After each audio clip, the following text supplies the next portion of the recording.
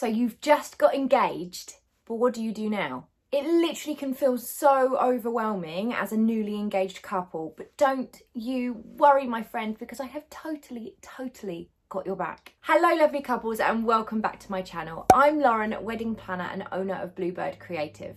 I provide a weekly dose of wedding planning goodness for the modern couple. So if you haven't already, make sure you subscribe to my channel and don't forget to hit the bell so that you'll be notified every week when a new video lands. This week I am giving you the first 9 steps to plan your wedding, all the way from engagement and those first 9 steps. It can feel overwhelming. You may be thinking, what on earth do I do? Where on earth do I start? Well, I'm going to be covering it all this week on a newly refreshed video because this is a topic that I did when I first started my YouTube channel, and it's been a journey and I have progressed a little bit. So I thought I would wrap it up, repackage it and bring you this advice with a few added extras as well. So let's jump on into this week's video. So first things first, my lovelies, if you're watching this video, my guesses are you are newly engaged, which means congratulations. What a super exciting journey you have ahead of you. It is literally the beginning of a new chapter of your life. It is so exciting, and I want you to be able to enjoy this planning process and this engagement journey all the way up to your wedding day without feeling overwhelmed, stressed, anxious at what you're supposed to do. That is what we are all about here, trying to lower all of that nonsense and lift the joy and make it a much more exciting journey without having to pay for the one-to-one price tag of having a wedding planner solely just for you to plan your whole day for you. I am totally pro that. I do that as well, but these videos are here to help those people that can't do that or don't want to do that. So congratulations, my lovely. Let's cover those first 9 steps to get you going on your wedding planning journey. So, number 1, celebrate. Absolutely celebrate your engagement. Don't forget that bit. Don't start hopping into all the next steps until you've actually celebrated, because my gosh, it is so exciting. It is one of life's biggest chapters. I mean, literally, when you get to where I am in life, you think, oh, what surprises are waiting for me? I mean, I don't really know, to be honest. Anyway, so celebrate, number 1, super important. Don't forget it. Second step is to consider your when. Now, do you want to get married in a year? Do you want to get married in 2023, 2024? How long do you want your engagement to be? Have a think about that. Perhaps you've got a specific date in mind. Perhaps you know that you want a 2-year engagement. Perhaps you just want to go and do it and you want to get married at Christmas this year. Whatever it is that you want to do, have that conversation with your partner and have an idea of your when. You may find that one of the next steps will play a part in your when. For example, budget. If you want to have a budget of, say, £20,000 to put towards your wedding and you don't have any savings, you may decide to set your wedding slightly further in the future so that you can get the money together for your wedding. It's totally up to you, but start considering your when. Number 3 is location. Now, I'm not saying that you need to decide exactly where you're getting married. You just should start considering the location or the area. Perhaps you're happy with just saying, we want to get married in the UK, and you're not too set on where in the UK, and you're then going to use your budget, use your guest numbers, and start having a look at all the different options in the UK and see what fits the bill for you. Perhaps you know that you want to get married in Italy, or you want to get married in the south of France, or you want to get married on one of the Greek islands. That's what I mean when it comes to location. Have a think about where. Perhaps Scotland. Or perhaps you know that you want to get married in the county that you live because you want it to be convenient for most of your guests. Something like that. So consider that location, but it doesn't mean the actual venue. It just means the area in which you want to start looking for wedding venues. Number 4 is budget. This is super important, and something that you will get to know about me is I harp on about budget quite a lot. So once you've watched this video, if you then go on to binge any of my other videos, you will notice that budget comes up quite a lot. But that's because it's important. But I am going to guide you through it throughout loads of my videos. So make sure you take note. But start off now by determining your budget. It is so key. In fact, I will link a video up here for you that goes into budget in a bit more detail, because we're not going to do that here. And also so that you can work out how to set your own budget. But set your budget right at the beginning of your wedding planning. Do not go into your planning and go, we don't really know what our budget is. How much does a wedding cost? That is not how this works. You have to know how much money you have, and then you can plan your wedding around that. So just be very wary. When couples come to me and go, how much does a wedding cost? We don't really know how much to set. I say, no, go away. Come back to me when you know how much money you have got to put towards your wedding, and I will tell you then what we can do. So absolutely key, do that right from the start. The next one, and this actually interlinks with your budget, which you might find surprising. Number 5 is guests. Write your guest list. Really, really key that you do this right at the beginning. You can't turn around and go, I think we're going to have 20 guests. Write the damn list. Write the actual list and know your numbers. And no, not all those people will come to your wedding, and that's fine. But when you are planning the wedding, you need to know your guest numbers, your estimated guest numbers, but from an actual list, not just throw in a number and, you know, sticking your finger in the wind and thinking, yes, 80 people. Do the work, write the list, because it's going to affect your budget. It's going to affect the venue that you look at and the size of the venue. Some venues have a minimum amount of guests. Others, you'll find that doesn't even fit the amount of guests that you want.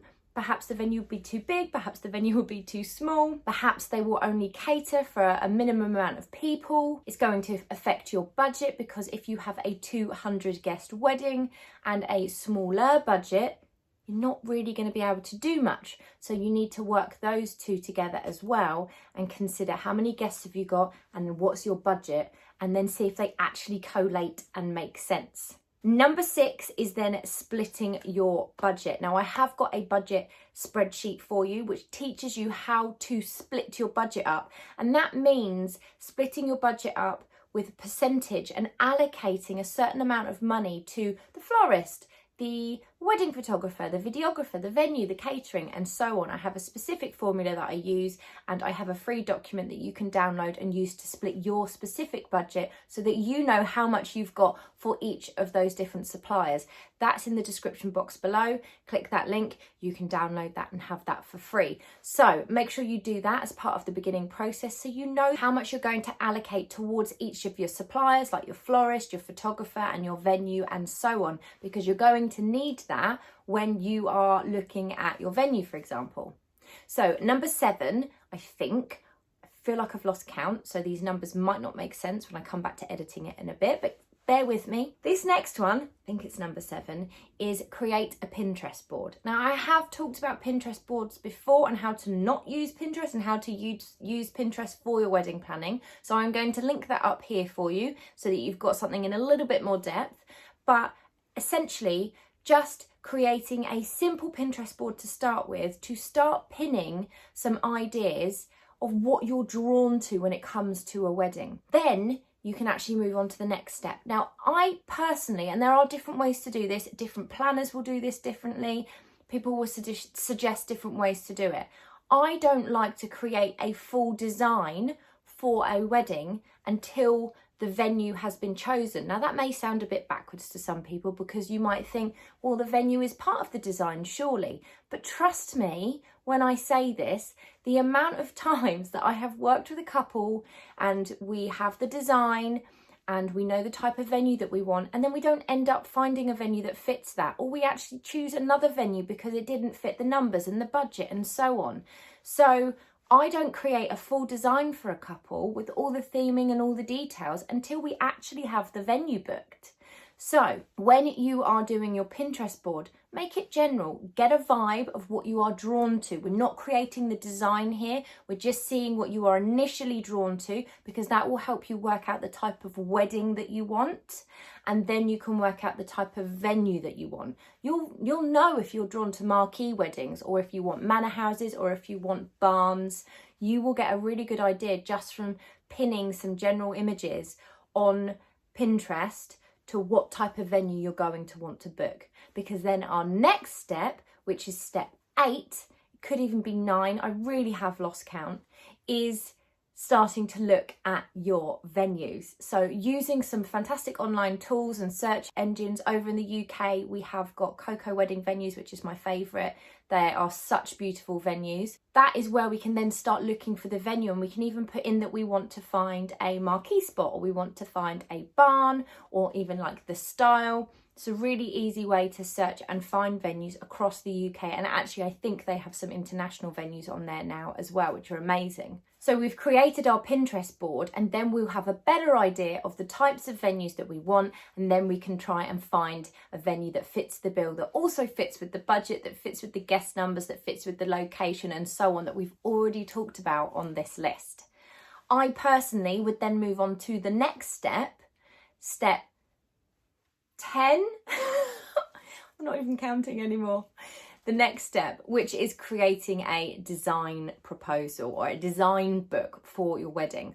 Once you've got that venue, you've got that backdrop to your wedding day, so you can then really start digging into your design. And when I'm creating a design for a couple, I'm picturing the actual venue and the different spaces that we're using, so I can really dive into how the day is going to work as well as how the day is going to look. So that is why I do it that way round, instead of doing a design proposal right at the beginning of the process before we've even found the backdrop as such. We just like to get a good idea of what they're drawn to and then go and see the spaces. So that's my personal opinion. Doesn't work for everybody, but I feel that that makes the most sense. So you can create your own design book, and you can start breaking down how the day is going to run, the types of flowers that you're drawn to, the details that you want, and so on. If that sounds a little bit overwhelming, again, I have done a video on this, so I will link that for you here. And I also have a design book template that you can buy in my digital shop to save you the whole process of creating one or just feeling overwhelmed, because we're not about the overwhelm, remember? And that is linked in the description box below for you. And finally, I have no idea what number we're on, but the last thing I think you should consider right at the beginning of your wedding planning journey is who is doing the planning.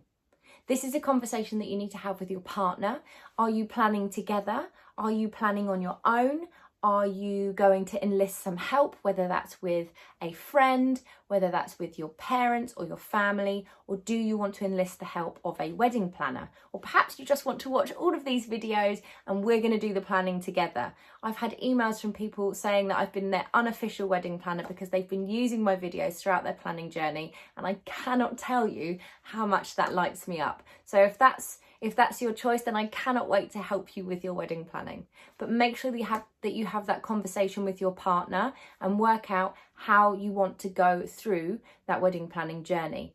I have got a really fun video. I will link it down below for you, actually, in the recommended videos section, about what type of bride you are and how you're going to be doing your wedding planning. Because if you're watching this video, then I have an idea of what type of bride you are. So anyway, guys, that is my list of first steps that you should be doing when you start your wedding planning process. Congratulations again. Honestly, you're on such an exciting journey. Don't let that stress and overwhelm jump in. Dive into these videos, use them, my friends, because they are here to help you to make this process super enjoyable. Happy wedding planning, guys, and I will see you next week for some more wedding planning goodness. See you later.